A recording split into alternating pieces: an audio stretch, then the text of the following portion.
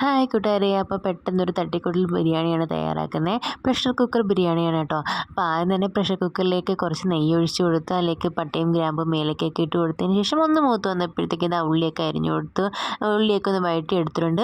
പിന്നെ ഈ വേറൊരു പാനിലേക്കാണ് കുറച്ച് ബിരിയാണി റൈസ് ഒന്ന് വറുത്തെടുക്കുന്നുണ്ട് കേട്ടോ.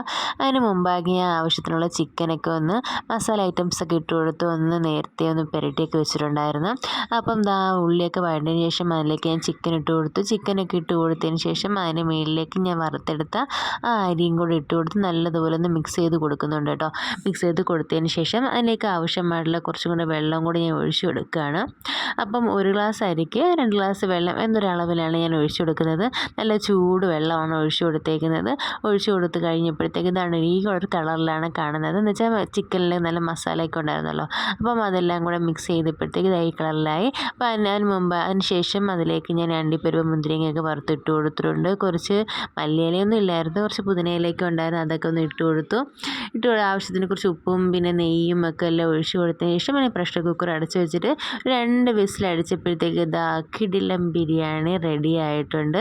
അപ്പം വീട്ടിലേക്ക് പെട്ടെന്നൊന്നും തയ്യാറാക്കാൻ പറ്റുന്ന ഒരു അടിപൊളി ബിരിയാണിയാണ്. എല്ലാവരും ഒന്ന് ട്രൈ ചെയ്ത് നോക്കുക. വളരെ ടേസ്റ്റിയാണ്, വളരെ സിമ്പിളാണ്. അപ്പോൾ ഓക്കെ, താങ്ക് യു.